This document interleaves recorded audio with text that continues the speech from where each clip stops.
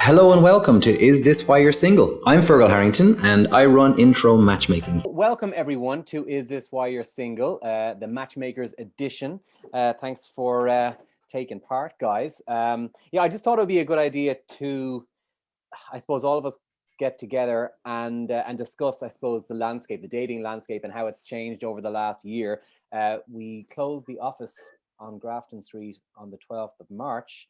And nearly a full year on. So it's pretty crazy. We never thought we'd be going on this long, but here we are. So we've had to adapt. So we thought it'd be good to put it out there, I suppose, the message of what's actually happening at the moment in the dating landscape and how it's not all doom and gloom and how there is actual, positive things. There are positive things happening and people are still getting together virtually, obviously. And because there's a bit of a misconception, and I'm on the phone all day, every day, listening to people who are actually assuming before even we get to tell them that nothing is happening. And one of the most frequently, used phrase is, sure, nothing is happening now. Sure, what's the point? Sure, I might as well wait until lockdown is over or until everyone gets vaccinated. And that could be a whole nother year then out of people's lives. So I think it's important with you guys to share with people who may potentially be single or separated, divorced or widowed and actually want a relationship that it's not all doom and gloom and there are some things happening. So I suppose, guys, we're organizing now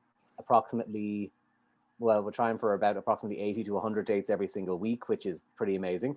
And I think a lot of people are struggling. Some people are struggling with the fact that they join an agency like Intro, and the reason they joined Intro is because they wanted a face-to-face. They wanted to meet a person in a restaurant, and that's all great, and we get that, and that's why we set up Intro. But the point is, either we just give up and waste time and continue to procrastinate, or we actually get the ball on the road.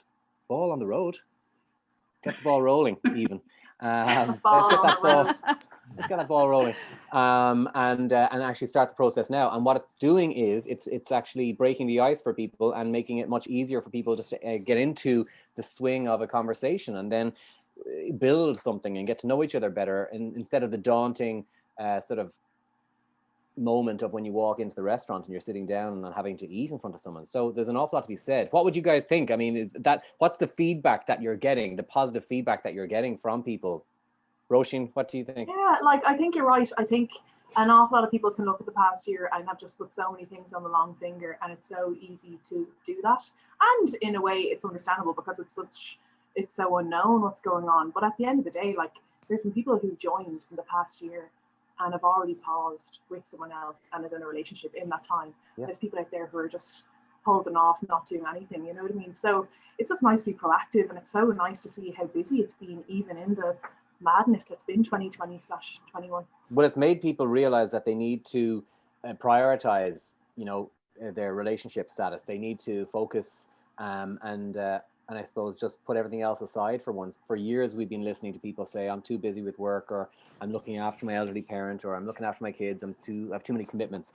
So, they were distracted by so many things. Now that we're forced to actually sit back and analyze where we're at and gain a bit of perspective about where we want to be, that's why we're hearing the phone ring more and more, and that's why you guys are busier than you've ever been. And Ciara, we welcomed you only last October, November, and you had to join a new, team and start a new life as a matchmaker, which was in the middle of COVID. So we never imagined or envisaged in the past that we'd be able to, have someone else new on board without actually sitting with them face to face for 3 months on end, training in, and here we are. So I suppose if people just realize that the whole message behind this podcast is hopefully going to be, okay, maybe it isn't all doom and gloom. Maybe I can just adapt, even though it is scary, and even though it's not ideal, it doesn't mean that we have to put everything on pause. There was one of the couples that came to mind for me from the positive stories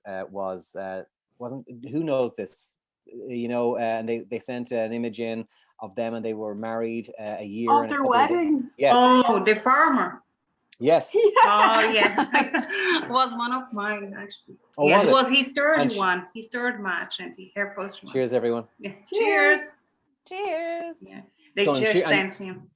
And cheers to them. I mean, and so the point is, they joined about a year ago, and then a year and 2 or 3 days later, they send a picture of them on their COVID wedding. and saying, look, this is so amazing. We both got kids from previous relationships who are now best mates. We're expecting our own first child in like 3 months. And she's a very city girl in IT, big yes, job, yeah, and he's a farmer. yeah, which is And great. she And moved in to the farm like during the lockdown, and they got married after a year, and they're expecting the kid now already. People aren't really wasting time. People in their late 30s, early 40s now are much quicker to actually say, do you know what, I like you, you like me, let's just get on with this. Life is short, let's do this. So COVID has really, I think, spurred people on to actually prioritize, what was actually going to be really beneficial to them in future. And that's why I'm finding, I don't know if you are, but me on the phone every day, I'm finding that people are a lot nicer and more grounded to deal with by and large. They're less picky, less fussy, less argumentative. There's always a few, mind you. But by and large, people have gotten less entitled, and they realize now, do you know what, for years I thought there was a bit of a stigma attached and associated with dating and being in a dating agency or being online. But now, do you know what, the whole world is feeling kind of lonely. The whole world is feeling a little bit isolated. I don't want one more lockdown.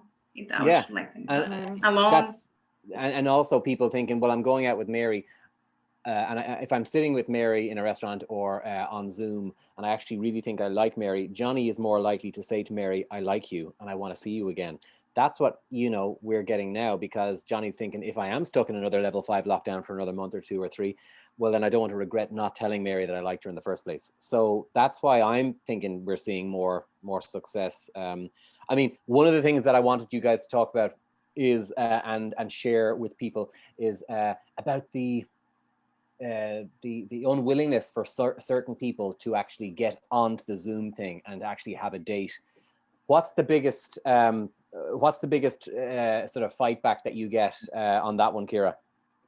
I think it's just people like not knowing what to do, or they just lack of experience in it, and they just find the whole technology thing daunting. But like once you explain what to do, sit in a nice well-lit room and have the phone propped against something so they're not like staring up your nose or things like that. People are much more receptive to it, Yeah, and it breaks the ice, and it gives people a chance just to, also not to be bad, but if they do want to get out of Dodge, they can, easily say, I've got a call to Australia to a family member at 8:30, see you after. Whereas sitting in a restaurant, not that I would condone that behavior, but it's a lot less daunting if you think about it. It's just that a change is always scary for people, and they just kind of want to avoid it. Mm-hmm. And yeah, I mean, in terms of the ages of people coming in, do you feel people are starting now younger? Is that what you're seeing? Yeah, like in a way, we're inundated with kind of young people. Well, I suppose you can't really put a number on that, but let's say people in their 20s and 30s. Yeah. But I don't know if it's maybe the distractions of and opportunities of maybe traveling and things like that, and maybe that's kind of been taken away from people and they're kind of reprioritizing things, or I don't know, it could be down to that, or it could just be down to the fact that it's been a lonely year for people of all ages. Mm-hmm. So why not settle down and try and meet that person? Yeah, exactly. I mean, our biggest issue has always been travel. People unwilling to travel, and now people don't really need to. So I'm getting calls from people who are living abroad now, and they're saying, well, I'm planning on coming back to Ireland in the next 6 months. I was going to wait until I got back, before I joined you, but what the hell? I'm living in Germany at the moment, or I'm living in Poland at the moment, or I'm in the UAE, but I might as well do it now, because I have as much chance of meeting someone and building a relationship, whether I live here or I lived in Limerick and they lived in Tipperary. So in that sense, it's opening things up an awful lot more and giving people way more opportunities to actually enter into relationships that they wouldn't have had a chance to before. So I suppose, that's just kind of the positives. I mean, I just think there's so many positives associated with this awful pandemic, and that's what people aren't really hearing when they're listening to the news every day, all day, and it's all doom and gloom. It's all, when is it going to end? Oh, uncertainty, and when's Micheál going to tell us this or that or the other? And that's all fine and well, but I think that just scares the crap out of people. I heard on News Talk there as well recently that an awful lot of women, it's 100% rise in egg freezing within the last year. Wow. Because because women are just thinking, well, I've lost an entire year. I'm 39, and there's no possible way for me to meet anyone in this pandemic. So when that's put out there in the ether and in the media, that just scares people even more, and they feel, God, they've got no hope. So I suppose that's why I really just want to spread the word and spread the message that there's plenty opportunity, and there's more of a motivation and determination within people now than there ever was. Like, do you guys hear a difference in people's attitudes when you're calling them about people? Do you feel that they're more eager? Open. Yeah. Open to. They're more open, and what happened as well, like they're more open to accept and to go on the date, even it's virtual. And I have like so many positive feedbacks. People who spent 4 hours on Saturday evening, like on a Zoom call, and they 4 got hours on for a well. date. 4 hours. They would never, like, if it was maybe face to face, they wouldn't spend that time, because the middle point they had to drive back. But in your house, like, you have a glass of wine and you spend more time, you're comfortable, you can drink because you want to drive. So it's been very positive. Like, I have so many positive feedbacks from the last 6 months, like with the virtual thing. And some people are like sick of Zoom because they think, oh, I'm on Zoom calls all day, every day, and it's with work, and I'm just so over it at this stage, and I just couldn't be bothered. Please leave me alone. But then what's the new normal? It is. It's a new normal, and the life is happening in the background. You can't stop your life because we are in lockdown. It might be another year. You lost in 1 year, you're gonna lose the second one. So you have to be proactive and do something. That is exactly the message that I want to put across there. Oh, lovely. Another year, everyone. But it might take until like the whole population is vaccinated. It might be the end of the year, and you're gonna lose like 6 more months for that. You could be meeting someone. And you know, there's an awful lot of people who are complaining about the fact that they are single, and we obviously empathize because we're a matchmaking agency. But the thing that I can't really not stand listening to, but the thing that I'm over listening to is complaining about being single, but doing absolutely nothing about trying to change that. And you know, there's so many people. Like, for instance, it's more guys at the moment that are saying, "Oh, lads, no, I'm not interested in doing any Zoom dates. I'm way better face to face. I'm way better meeting in person, and that's why I joined you." And we're like, I know that is the case, and that's why we set up the company the way we did. But the point is, it's either, you know, put off for another potentially 6 or 7 months, even being in the having the opportunity of meeting someone, or get going now. Because if John, and it's usually the guys, isn't it? Usually the guys are reluctant. Usually, and they're saying stuff like, "Oh, lads, no, sure, I'm in no rush." But Johnny, I say to Johnny, "You're 43, and is our kids something that you want? Do you want to get married? Do you want to settle down?" He says, "Yeah, I want all that." And I said, "Okay, well then, face up to the fact that you are 43, and you know, by the time you settle down and you get engaged and you get married and have kids, not that you need to be doing it in that order, you know, I'm not saying good old Catholic Ireland, but you know, but at the same time, he needs to get his skates on, and he's thinking, no, I'd rather just do, for the sake of actually just saying, hold up the fucking phone to your face and have a hello, how are you, I'm Feargal, or whatever. So there's an awful lot of guys that are their own worst enemy still out there, that are still putting it off. And they need to know that, like, if Johnny is there and we have Mary, and Mary is lined up for him, and Mary's willing to go, and she's gung-ho and all ready for it, and he's saying, no, I still don't want to, and he needs to be shaken into it. If he's not going to do it, well, we have to move Mary on. So he's potentially missing out on some of the most amazing opportunities of the best possible matches. And that's what an awful lot of the guys don't realize now. So, like, I do totally think if you are single and you don't want to be, well, you know, if you don't want to go matchmaking, go online, do something. Don't waste time. But like, have there been any stories, any stories that come to mind of people that are just like, in terms of like the difference in dates, I know what Karen is saying is she's dead right. Like, people are certainly way more open and kind of patient, I suppose, in terms of the dates themselves. And I kind of look at like feedback that we would have done years ago, and some of the people would have just missed matches for the most silly reasons, like, in my opinion anyway. Obviously they didn't think it was silly, but we had women before in a restaurant saying, he ordered the same thing as me and he copied me. Maybe he can't read because he didn't look at the menu, you know, this sort of stuff, or things like, or there are times being like, oh, like I was 5 minutes late and he got stuck into the bread, you know, without me arriving there. This sort of stuff, they're kind of penalizing and punishing guys. These aren't happening now on the virtual dates. And because of that, they're actually like developing a connection, having the chats, having a call, then texting, getting to know each other. So by the time they have their first date, if he's a bit eager with the bread, she'll probably let him away with it because he's a really nice guy and you can forgive that stuff. But I think now that I suppose that's coming afterwards, you know, it's probably a positive thing in that respect, you know what I mean? They won't be too quick to judge someone because they know he's lovely. Wow, 5 minutes. So I'm late for a date, but yet it's his fault. It's his fault. He ate my bread.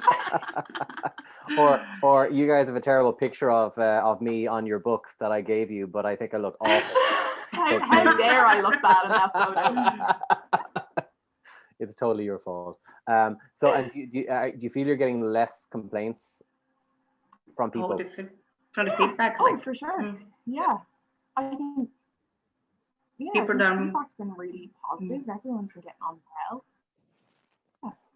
Yeah, like it's been drama free, which is lovely. You know, so that's what we like. I think people are way less volatile, which is funny because people are cooped up, and you'd expect people to be lashing out, and it would almost be understandable in a way. Yeah. Yes. But it's not like that for some reason. I think people are just a bit more grounded, like you were saying. You know, totally. I think the bigger picture is there.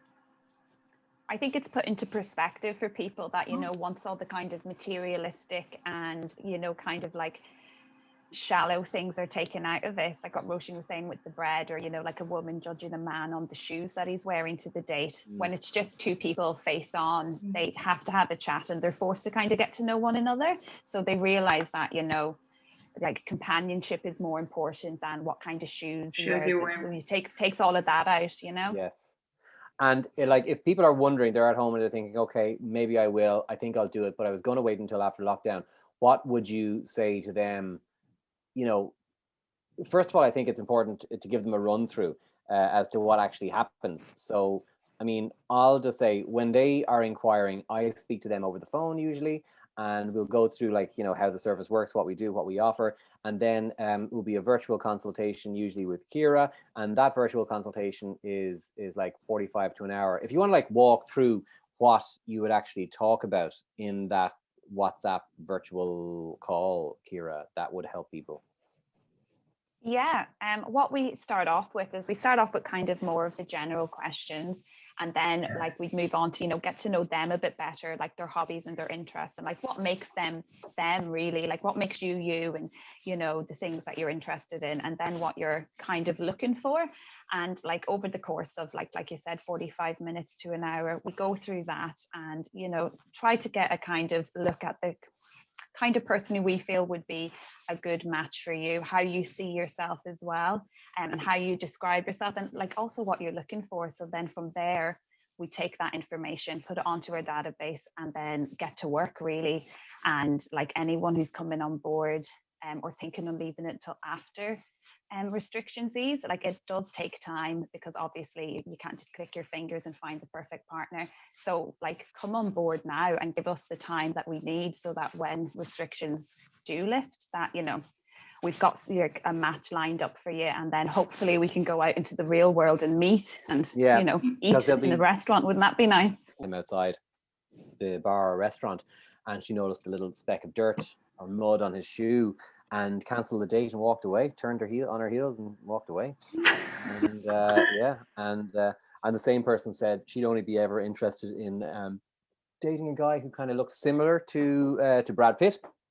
And so I was asked that question on radio, and wow, and they said, you come across this much? And I said, well, you know, to be honest, an awful lot of people do feel a little bit egotistical and amazing about themselves, even if it's not fully warranted. But as I said, if she looks like Jennifer Aniston, and if she looks like Angelina Jolie, it's going to be easy.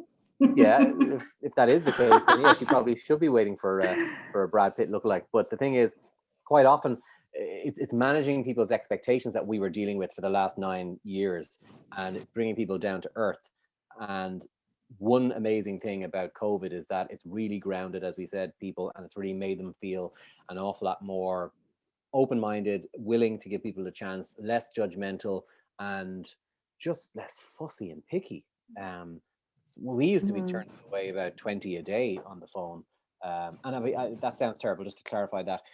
We don't take people on who our current members wouldn't want to date. So we kind of see ourselves, as you say, as the guards or the gatekeepers at the entrance to try and minimize the drama that a lot of people get online. So some people at the moment are mistaking what Intro is doing in terms of adapting and having, virtual calls for us being like an online dating site. And we need to really be at pains to explain that no. Online dating site is still, filled with people who there's no verification, there's no vetting, there's no due diligence done, there's no one actually, deciding that yes, that makes sense or this makes sense. There's no human interaction. That's why we're minimizing the drama in here by us filtering out the people whose expectations we know we can't meet and only dealing with people who we know we can. And who have the ability to be pleased, because there's an awful lot of people out there that just simply can't be and won't be, no matter who you'd give them or who you'd find for them. That's the general kind of sort of census at the moment. That's the general consensus at the moment, I should say. People are, by and large, doing better than before in terms of dating. You've more of a chance probably of success now because of people's attitudes. Would you agree? Yeah. Yeah, 100%. Yeah, I think people are a little bit more open-minded across the board, and I suppose willing to kind of step outside their comfort zone a little bit more. And I think even the fact that you don't have to get the glad rags on, get the taxi into town, or drive an hour to meet someone, they're kind of more willing to say, okay, let's give it a go. Sure, look, worst case scenario, I drink a bottle of wine in my sitting room, chat to a stranger. We've all done worse in lockdown, so Hello. It's fine. Doing it right now. So I think people are, and I think they're reaping the rewards from being a bit more open as well too. And the other thing, not to be contro and not to be dissing the guys or anything like that, but let's face it, they're saving a fair few bob if they were footing the bill. Not to be sexist or not to let on that only men pay the bill, obviously, but they still are saving maybe 150 blips. Yeah. Yeah, so a 4-hour date would cost quite a lot as well, if it was the one that Karen had there. Yes, it would. How many gin and tonics would you be getting through after that dinner? 90 minutes in the restaurant probably, and then you're going off. And that's a good point. Tot that up there. One drink every 20 minutes. Yeah, is that bad? Maybe that's alcohol signs. But anyway, so cheaper. Quicker, more efficient. I mean, we've streamlined what we've done. Like a year and a half ago, if we had been asked, oh, I'm in Donegal or I live in Sneem, can I not just please join you over the phone, over Skype or over whatever? We said, no, Johnny, no, Mary, you must come to the office in Grafton Street. You must make an appointment. You must take a day off work. You must get the train or whatever. And they're like, oh, fine. So it's a big ordeal. And those people would have been less likely to actually make the effort and take the time out to do that. Whereas now, it's a virtual call over the phone, consultation done in an hour, 45 minutes to an hour. Some people are asking, can I come into the office still? I would rather a face-to-face because I'm better face-to-face.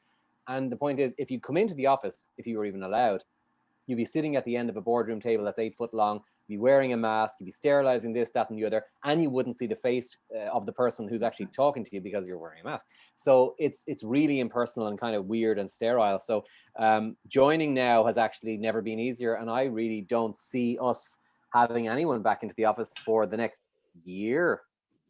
And I don't think there's any point.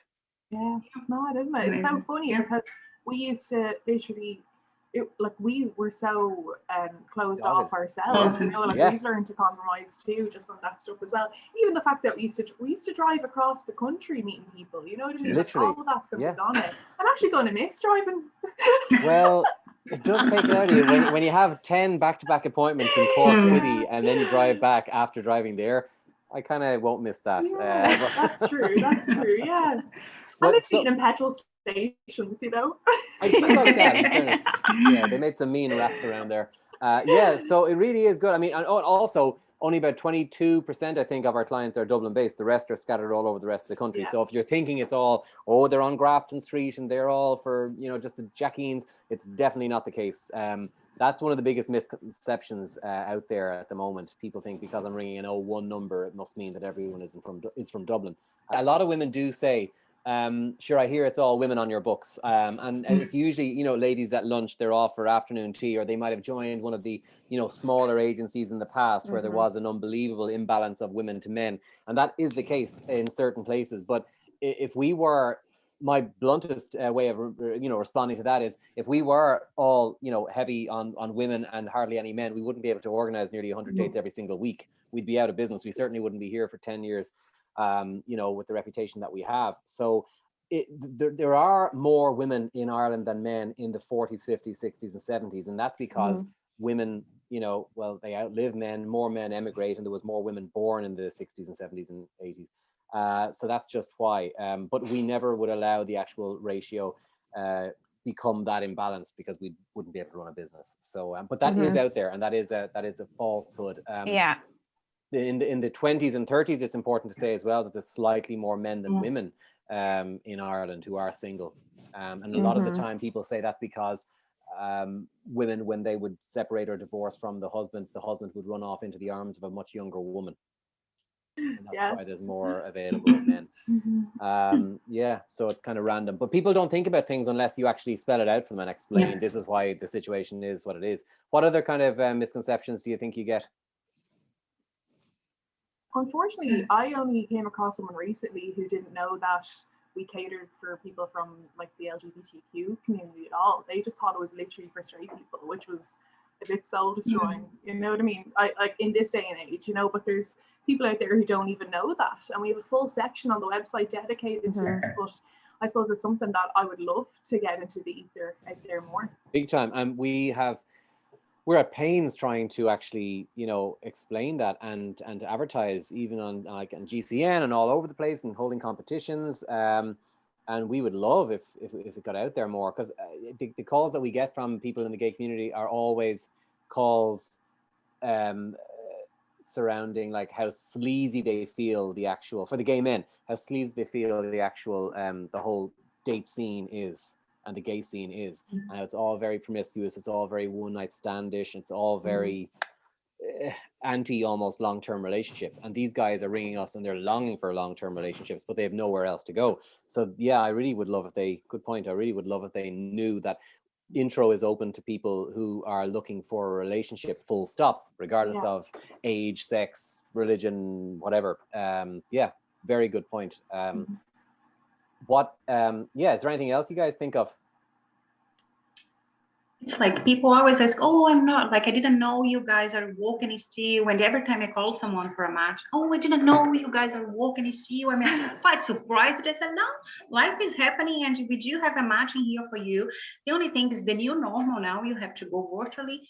And we got organized. It's pretty much the same as it used to do before, but it's going to be in your own house. You don't have to drive to the middle point. You can have your glass of wine because you don't need to drive. And we're going to call you for feedback. It's exactly the same the way we did it before, just virtual now. They got pretty surprised that we are working and organizing the dates. And that's a great point, because most people are looking at businesses around Ireland and seeing closed shops and closed this, that, think and the everything is closed. And they assume everything is closed. And the point is, and they ring me and then I answer the phone saying, hello, Intro Matchmaking, Feargal speaking. How may I help you? And they say, are you open at all?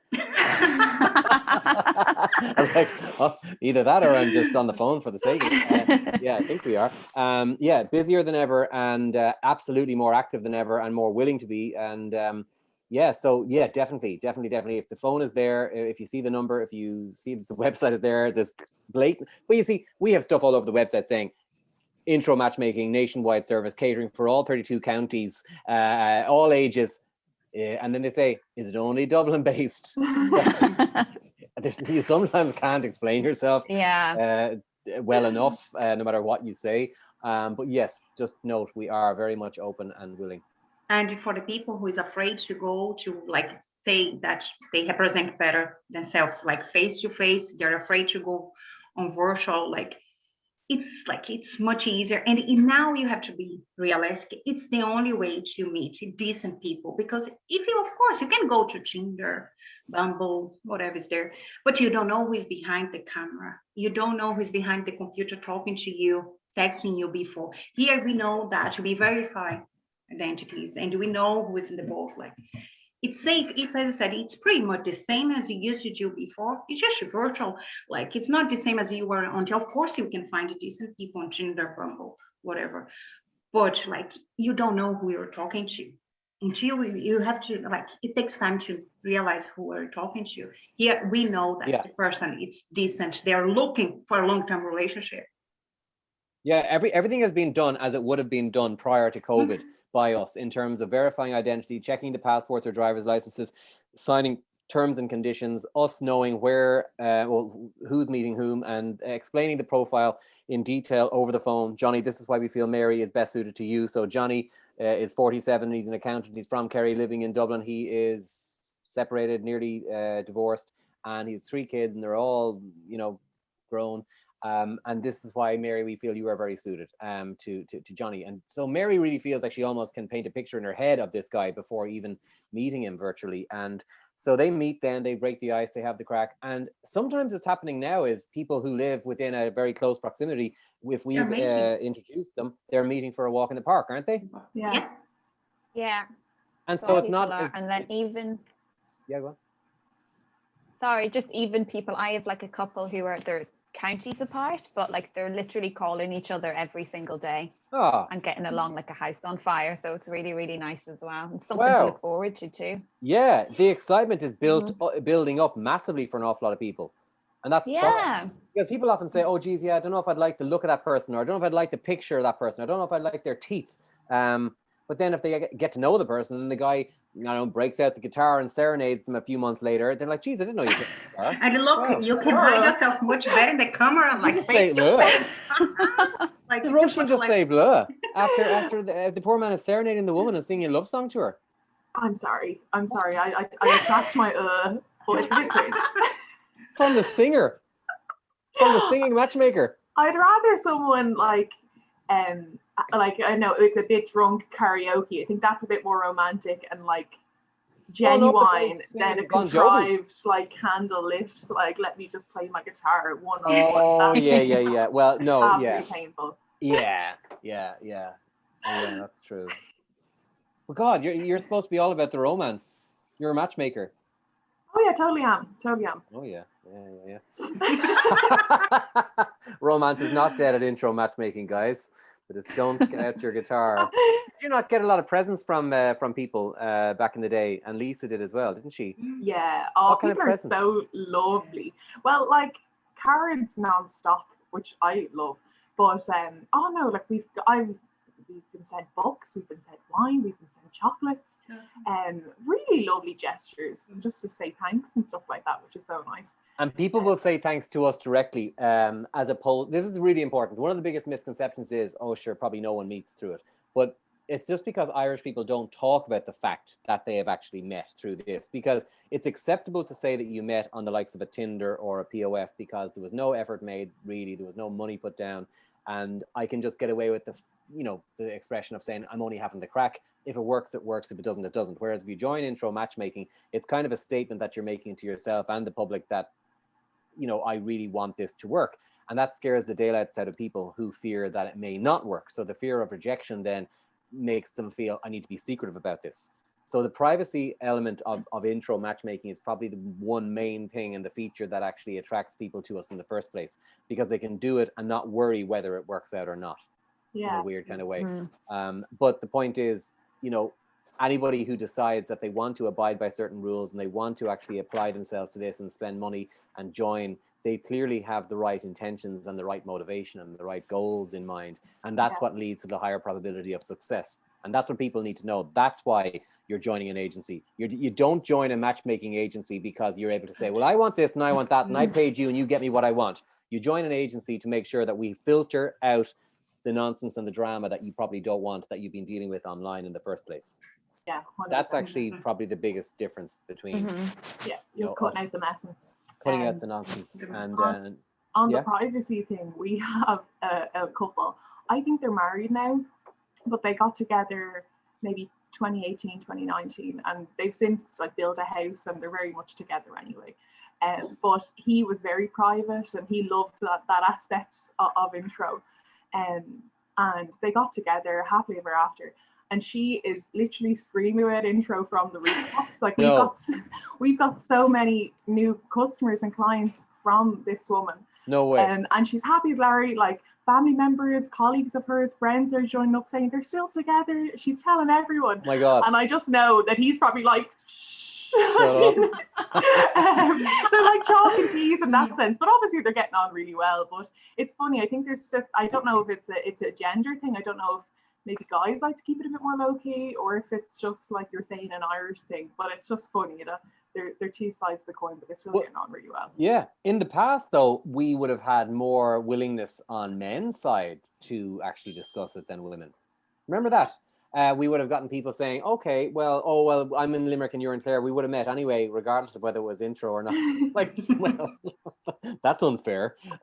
So we don't do this for thanks and for whatever and praise, but I suppose it's an Irish pride thing not to want to actually accept the fact or admit the fact that perhaps I did need assistance in this.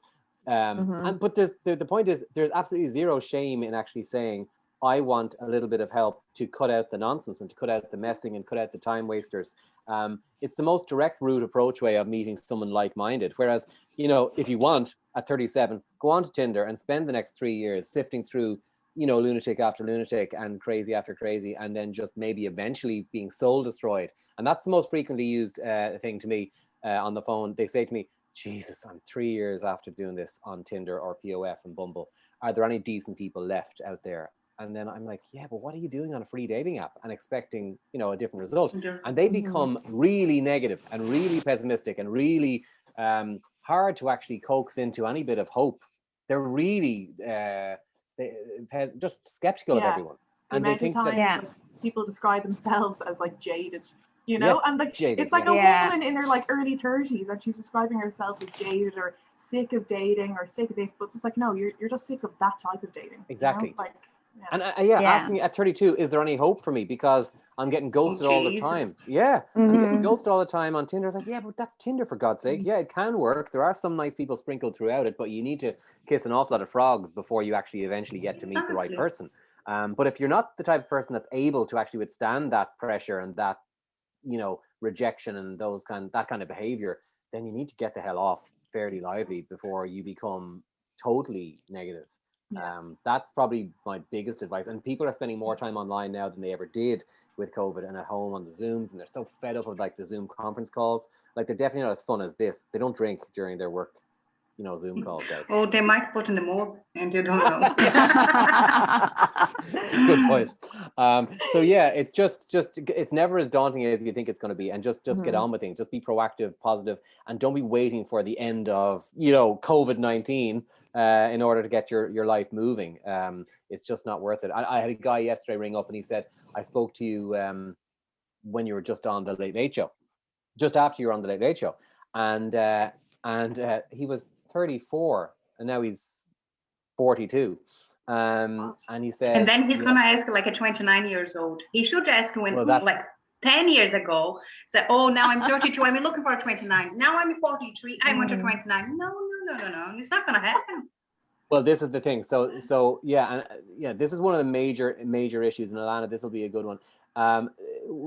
This guy rang up 8 years after he had initially thought about doing this, and when he told me that at the start of the phone call, I said, okay, now though, John, are you willing to and prepared to make a decision today?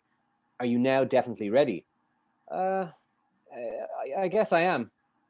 And like, as unconvincing as that. And I'm like, John, this really doesn't sound like it's going to evolve into me setting an appointment up for you. But here we go again. I'll spend the next 25 minutes explaining how we operate, why we do what we do, the way we do it, blah, blah, blah, blah, blah. Did that. And he's like, but sure, I want kids. And I said, yeah, fine.